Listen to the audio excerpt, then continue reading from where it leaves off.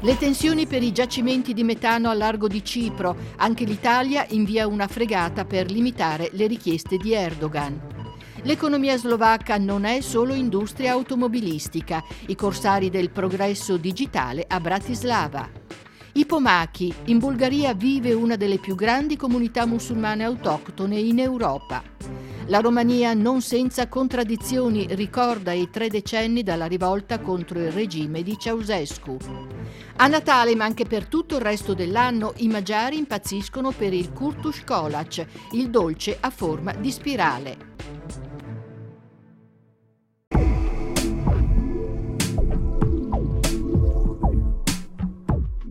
Venti di guerra soffiano sul Mediterraneo orientale, dove da giorni staziona anche la fregata della Marina Militare Italiana Martinengo, spedita a Cipro per tutelare gli interessi nazionali legati allo sfruttamento del gas nelle acque dell'isola, divisa in due dal 1974. A nord la zona di influenza turca in stretta connessione con Ankara, a sud la Repubblica di Cipro, che a differenza della parte settentrionale è l'unica a godere del riconoscimento internazionale. La Turchia ha nuovamente ripreso le esplorazioni petrolifere al largo dell'isola, schierando i droni a Cipro Nord, un modo per mostrare i muscoli e far finta dell'insussistenza della zona economica esclusiva della Repubblica di Cipro. Lo aveva già annunciato mesi fa ad Est-Ovest Kudret Ozersay, ministro degli affari esteri di Cipro Nord. La Turchia non permetterà, aveva detto, di restare esclusa dalla partita del gas e così si è messa a giocare. Sporco, secondo gli stati vicini, Grecia ed Israele in primis, ma lo stesso pensano quelle compagnie petrolifere come l'italiana Eni che hanno ottenuto da Nicosia le concessioni per lo sfruttamento dei fondali. Già 2 anni fa i turchi bloccarono per giorni in acque cipriote la nave esplorativa italiana Saipem 12.000, costretta poi a trasferirsi in Marocco, mentre giorni fa la marina turca ha obbligato una nave israeliana che navigava in acque cipriote a cambiare rotta. La Turchia, sostiene Nicosia, vuole mettersi al centro di rapporti che non le competono, ritenendo di essere in linea con il diritto internazionale pur sapendo di non esserlo.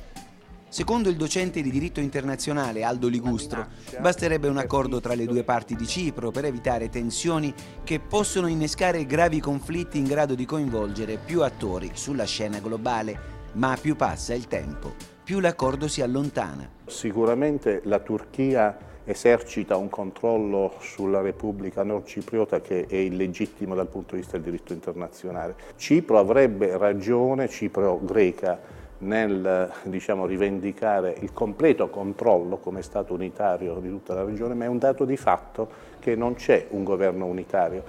Da anni ogni tanto si riprendono i colloqui, la stessa per la riunificazione, la stessa Turchia si dice sempre pubblicamente disposta a favorire questi colloqui, l'accordo non c'è mai, di fatto si sta tendendo verso una separazione definitiva fra i due Stati.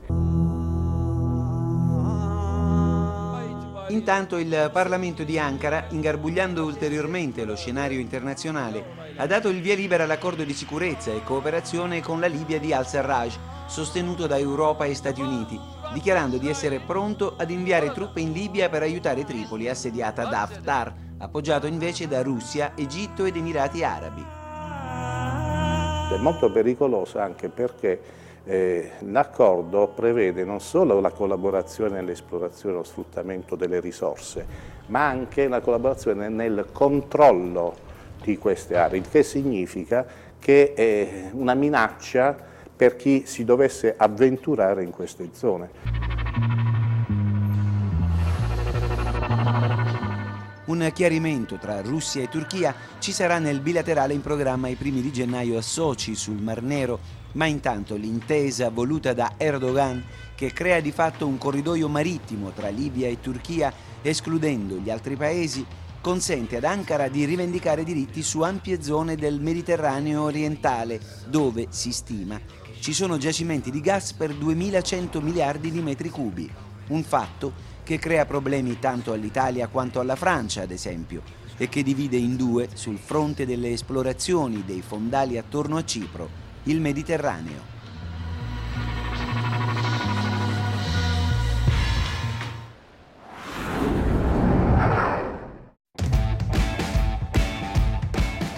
Una dea egizia, un paese socialista, un computer olandese è il bizzarro terzetto con cui è iniziata la storia di una delle più grandi aziende slovacche.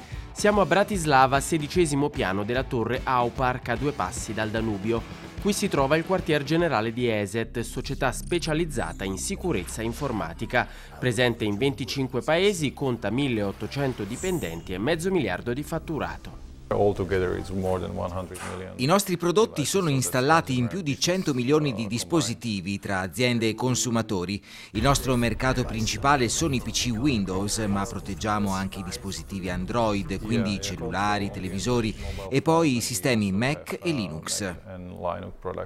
Come tante realtà del settore, anche ESET è nata dagli esperimenti di un gruppo di ragazzi in garage. Il primo antivirus è del 1987, quando la allora Cecoslovacchia era parte del blocco sovietico e certo non eccelleva nelle tecnologie informatiche.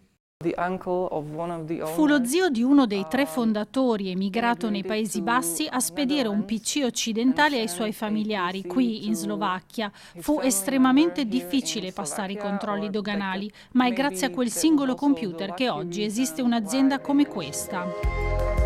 Nel 92 l'azienda fu costituita ufficialmente e si scelse il nome ESET, la dea egizia Iside invocata per curare le malattie. Negli stessi anni, nell'attuale Repubblica Ceca, nacquero altre realtà simili, ancora oggi tra i leader del settore. Era una specie di Far West, non ce ne vantiamo, ma nessuno aveva modo di comprare software, componenti o semplici videogiochi. Passavano da un amico all'altro e questo ha sviluppato in molte persone la capacità di fare da sé, di lavorare con i programmi in un modo diverso da come si faceva in Occidente, dove si aveva accesso alle ultime tecnologie. Da allora i virus sono molto cambiati e con essi il modo di proteggere i nostri dispositivi. Per capire di più andiamo nella cosiddetta Houston, la sala controllo che insieme a Montreal, Singapore e Buenos Aires monitora 24 ore su 24 le nuove minacce. Ne vengono analizzate 300.000 al giorno, la maggior parte in maniera automatica, mentre i casi più complessi finiscono sul computer degli ingegneri. Gli aggiornamenti vengono rilasciati praticamente ogni minuto. Negli anni 90 c'erano i virus, un codice che infetta un programma e lo usa per diffondersi. Oggi vediamo soprattutto Trojan, cavalli di Troia, qualcosa che si comporta come un normale programma, ma in background, di nascosto, ruba i tuoi dati. È cambiato anche il modello di business che c'è dietro. Negli anni 90 chi confezionava attacchi informatici lo faceva, diciamo così, per la gloria, la fama o per mostrare le sue capacità. Oggi si tratta di organizzazioni criminali che cercano di guadagnare denaro rubando credenziali di accesso o bloccando il PC e chiedendo un riscatto. Sullo schermo si vedono i tentativi di attacco. L'Italia, come in generale l'Occidente, è in verde, i sistemi sono protetti, aggiornati con software originale, ma i virus informatici come quelli biologici sono in continua mutazione e mentre si sospetta che dietro ad alcuni attacchi ci siano addirittura i servizi segreti di paesi esteri, la nuova frontiera è l'internet delle cose. Ogni frigorifero, tapparella, luce collegato alla rete è un potenziale bersaglio, quanto basta per sfatare un mito ancora diffuso. Qualcuno dice che siete proprio voi a creare i virus per vendere di più. Lo sentiamo spesso, non ne abbiamo bisogno. Ci sono talmente tanti virus già così che non potrebbe proprio essere vero.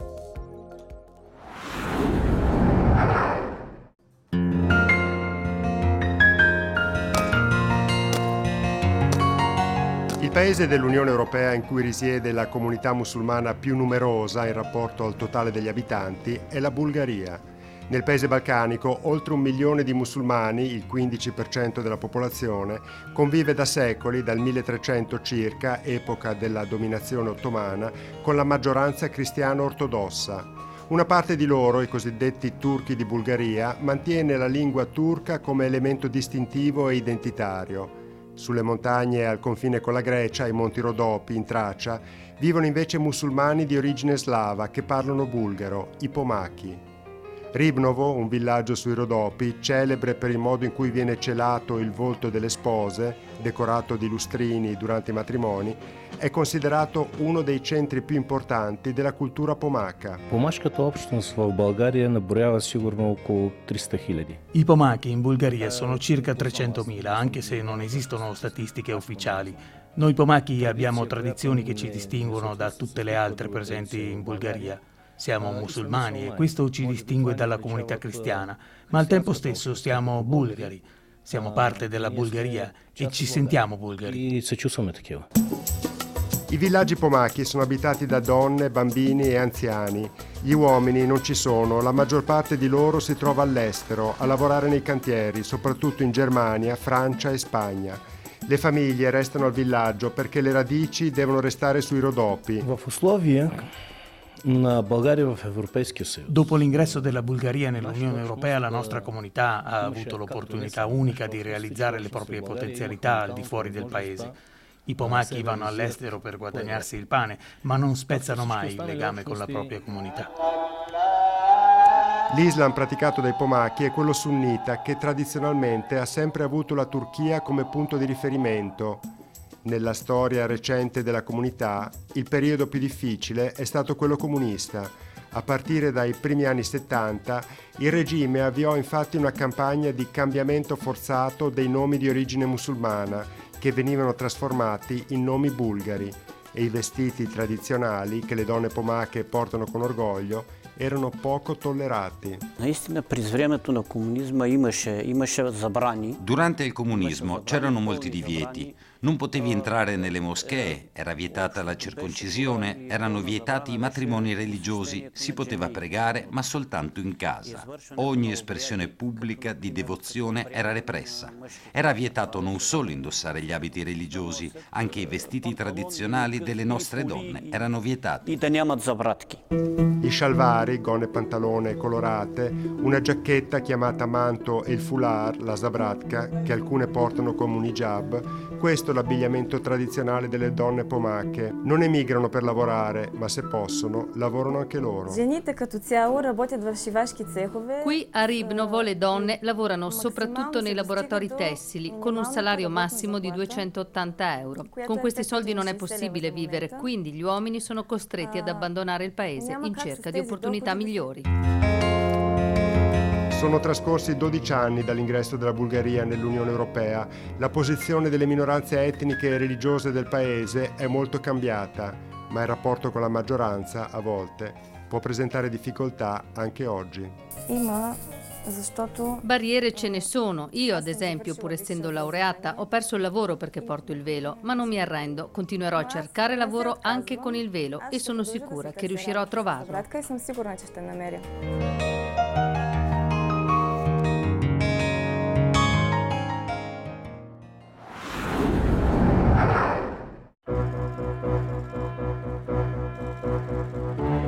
La Romania, non senza contraddizioni, ha ricordato i 30 anni della rivolta che abbatté il regime comunista di Nicolae Ceausescu. La rivolta iniziò il 15 dicembre del 1989 a Timișoara. La capitale Bucarest insorse il 21. Il 25 dicembre, dopo un processo sommario, il dittatore Ceausescu e sua moglie Elena furono giustiziati.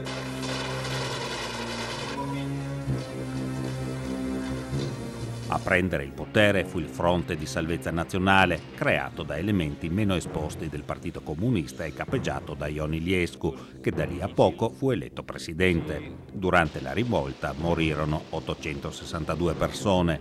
Fu sia congiuro di palazzo sia rivoluzione di popolo, ovvero sia da un lato alcuni esponenti del Partito Comunista Romeno che facevano capo a Ion Iliescu, il futuro primo presidente della Romania post-comunista, avevano già preparato in qualche modo un passaggio ad una sorta di post-comunismo sempre controllato però dal Partito Comunista Romeno. Dall'altro lato la popolazione stremata dalla fame, dalle privazioni a cui il regime comunista romeno di Ceausescu le aveva obbligato negli anni '80, si era sollevata spontaneamente appunto per protestare contro il regime comunista di Ceausescu. Ion Iliescu era amico personale, avevano studiato insieme con Mikhail Gorbaciov. Ha contato questo fatto? Nel periodo precedente alla rivoluzione romena il KGB sostenne in qualche maniera la dinamica che si stava mettendo in atto e quindi Gorbaciov sicuramente appoggiò ciò che stava accadendo e l'operato di Iliescu. Il regime di Ceausescu ridusse la Romania in uno stato di estrema povertà e degrado. Qual era il progetto politico di Ceausescu e di sua moglie Elena? Ceausescu iniziò a portare avanti un progetto che coniugava comunismo e nazionalismo, ovvero sia la sua idea era quella di cementare il consenso della popolazione attraverso un'esaltazione della nazione romena, ma anche in questa maniera di assicurare un'autonomia della Romania dall'ambito dell'alleanza con l'Unione Sovietica. Per questo motivo già a partire dagli anni 60 riuscì a guadagnarsi l'apprezzamento di una parte rilevante del mondo politico occidentale. Dagli anni 70 iniziò a contrarre dei debiti molto importanti nei confronti dei paesi occidentali. Questo fatto poi implicò negli anni 80 che per restituire tutto il debito accumulato ci furono dei tagli, diciamo così, per quanto riguardava la vita reale delle persone, quindi privazione dell'energia elettrica, del combustibile, fili nei negozi. Questo portò all'esasperazione della popolazione romena.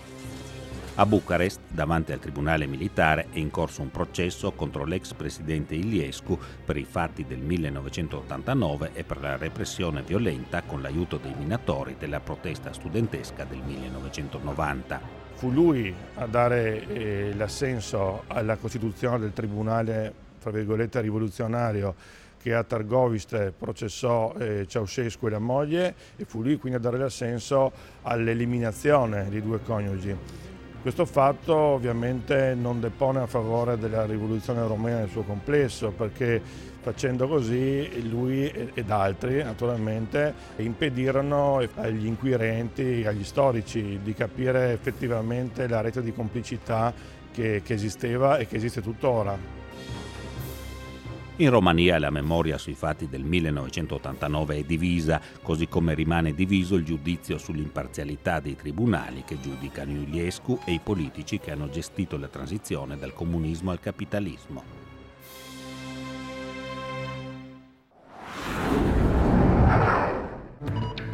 Rappresentanti della Chiesa ortodossa serba in Montenegro hanno protestato contro la proposta di legge che secondo i critici potrebbe spoliare la Chiesa delle sue proprietà. Sacerdoti e fedeli si sono radunati davanti al Parlamento montenegrino che dovrebbe approvare la norma. La bozza di legge prevede che le comunità religiose del Montenegro debbano produrre documenti che comprovino diritti di proprietà antecedenti al 1918 su terreni, chiese e monasteri, anno in cui il Montenegro si unì al regno dei serbi, croati e sloveni. Il Montenegro ha circa 620.000 abitanti, in prevalenza cristiano-ortodossi. I seguaci della Chiesa ortodossa serba accusano il governo di Podgorica di voler favorire la concorrente Chiesa ortodossa montenegrina risorta con l'indipendenza del paese.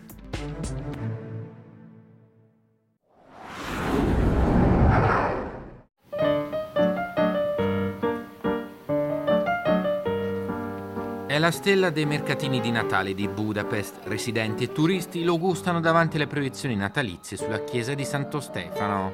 Un prodotto amato dagli ungheresi e apprezzato anche all'estero. È il Kurtus Kolács, dolce che fa parte appieno della cultura dello street food magiaro. In una casetta dei mercatini di Natale ne fanno fino a 300 al giorno. Una volta che l'impasto viene cotto si aggiunge a proprio piacere un gusto. Cannella e noci sono quelli che vanno per la maggiore. Gli ungheresi sono abituati a mangiarlo in strada, ma ci sono sempre più negozi aperti dove assaggiare le più inusuali varianti.